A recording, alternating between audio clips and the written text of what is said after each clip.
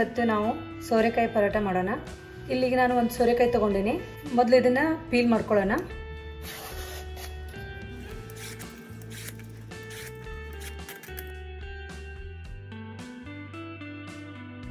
ಈಗ ಹೆರ್ಚ್ಕೊಳ್ಳೋಣ. ಯಾರಾದರೂ weight loss ಮಾಡ್ಕೋಬೇಕನ್ನೋರಿಗೆ ಸೋರೆಕಾಯಿ ಒಂದು ಉತ್ತಮ ವೆಜಿಟೇಬಲ್. ಯಾಕೆಂದರೆ ಇದರಲ್ಲಿ ಲೋ ಕ್ಯಾಲರಿ ಮತ್ತು ಹೈ ನ್ಯೂಟ್ರಿಯೆಂಟ್ ಗುಣಗಳಿರುತ್ತೆ. ಹಸಿ ಶುಂಠಿನ ಹೆರ್ಚೋಣ. ಮ್ಯಾಗ್ನೀಷಿಯಮ್, ಕ್ಯಾಲ್ಶಿಯಂ ಮತ್ತು ಐರನ್ ಕಂಟೆಂಟ್ ಜಾಸ್ತಿ ಪ್ರಮಾಣದಲ್ಲಿರುತ್ತೆ. ಇಲ್ಲಿ ನಾನು 2 ಕಪ್ ಗೋಧಿ ಹಿಟ್ಟನ್ನು ತಗೊಳ್ತಿದ್ದೀನಿ. 2 ಟೇಬಲ್ ಸ್ಪೂನ್ ರವೆ ತಗೊಂಡಿದ್ದೀನಿ. 2 ಟೇಬಲ್ ಸ್ಪೂನ್ ಕಡಲೆ ಹಿಟ್ಟನ್ನು ತಗೋತೀನಿ. ಅರ್ಧ ಟೀ ಸ್ಪೂನ್ ಅಜ್ವೈನ್ ತಗೊಂಡಿದ್ದೀನಿ. 1 ಟೀ ಸ್ಪೂನ್ ಧನಿಯಾ ಪೌಡರ್, 1 ಟೇಬಲ್ ಸ್ಪೂನ್ ಹುರಿದಿಟ್ಟಿರೋ ಎಳ್ಳು, ಸ್ವಲ್ಪ kasuri methi, 1/4 tea spoon amchur powder, ರುಚಿಗೆ ತಕ್ಕಷ್ಟು ಉಪ್ಪು, 2 ರಿಂದ 3 ಟೇಬಲ್ ಸ್ಪೂನ್ ಮೊಸರು ಹಾಕೊಳ್ತಿದ್ದೀನಿ. 3 ಸಣ್ಣದಾಗಿ ಹೆಚ್ಚಿಕೊಂಡಿರೋ ಹಸಿಮೆಣಸಿನ್ಕಾಯಿನ ಹಾಕ್ತಾ ಇದ್ದೀನಿ. ಹಸಿಮೆಣಸಿನ್ಕಾಯಿ ಪೇಸ್ಟ್ ಕೂಡ ಹಾಕೋಬಹುದು. ಕೊತ್ತಂಬರಿ ಸೊಪ್ಪು. ಈಗ ಇದಕ್ಕೆ ನೀರು ಹಾಕ್ದೇನೆ ನಾವು ಕಲಿಸ್ಕೊಳ್ಳೋಣ. ಯಾಕೆಂದರೆ ಸೋರೆಕಾಯಲ್ಲಿ ಸ್ವಲ್ಪ ನೀರಿನ ಅಂಶ ಜಾಸ್ತಿ ಇರೋದ್ರಿಂದ ನೀರು ಎಷ್ಟು ಬೇಕೋ ಅಷ್ಟು ನೋಡಿಕೊಂಡು ಆಮೇಲೆ ಹಾಕೋಬೇಕು.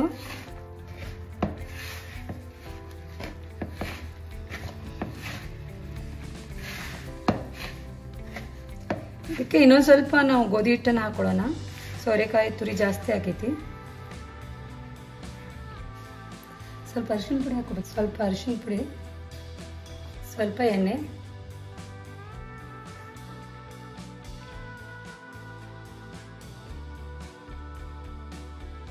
ಹಿಟ್ಟನ್ನು ಸ್ವಲ್ಪ ಗಟ್ಟಿಯಾಗಿಯೇ ನಾದ್ಕೋಬೇಕು. ಸ್ವಲ್ಪ ಮೆತ್ತಗಾಗಿ ನಾದ್ಕೊಂಡ್ರೆ ಅದು ಆಮೇಲೆ ನೀರು ಬಿಟ್ಕೊಳ್ಳುತ್ತೆ.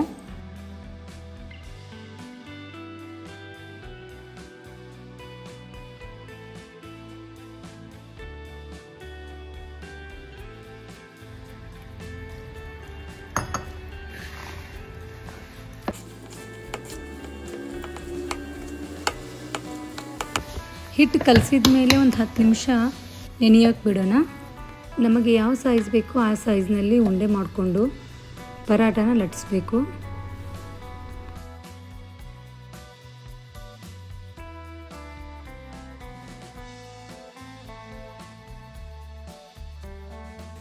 ಲಟ್ಟಿಸ್ಕೊಂಡಿರೋ ಪರಾಟಗೆ ಸ್ವಲ್ಪ ಎಣ್ಣೆ ಹಚ್ಚಿಬಿಟ್ಟು ಫೋಲ್ಡ್ ಮಾಡ್ಕೋಬೇಕು, ಹಿಟ್ಟು ಉದುರಿಸ್ಕೊಂಡು. ಹೀಗೆ ಮಾಡೋದ್ರಿಂದ ಪದರ ಪದರಾಗಿ ಬರುತ್ತೆ ಪರಾಟ.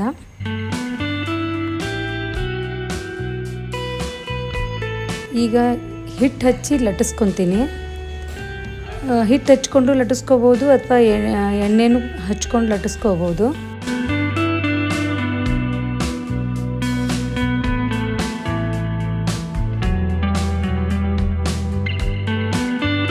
ಅದಕ್ಕೆ ಬೆಣ್ಣೆನ ಹಾಕೋತಿದ್ದೀನಿ, ಕರಗಿಸ್ಕೊಂಡಿರೋ ಬೆಣ್ಣೆ. ತುಪ್ಪನೂ ಹಾಕೋಬೋದು, ಬೇಡ ಅಂದರೆ ಎಣ್ಣೆನೂ ಹಾಕೋಬೋದು.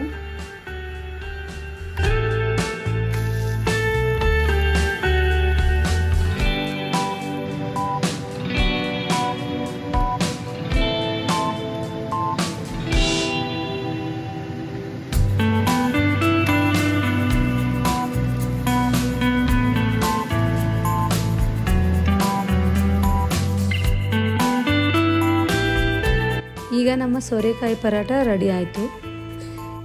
ಈ ಪರಾಟನ ಮೊಸರು ಜೊತೆ ಇಲ್ಲಾಂದರೆ ಕೆಂಪು ಮೆಣಸಿನ್ಕಾಯಿ ಚಟ್ನಿ ಜೊತೆ ತಿಂದರೆ ಚೆನ್ನಾಗಿರುತ್ತೆ. ನಿಮಗೆ ಈ ರೆಸಿಪಿ ಇಷ್ಟ ಆಗಿದ್ದರೆ ಲೈಕ್ ಮಾಡಿ. ಇನ್ನೂ ತನಕ ನನ್ನ ಚಾನಲ್ಗೆ ಸಬ್ಸ್ಕ್ರೈಬ್ ಮಾಡಿಲ್ಲ ಅಂದರೆ ಸಬ್ಸ್ಕ್ರೈಬ್ ಮಾಡಿ. Thanks for watching.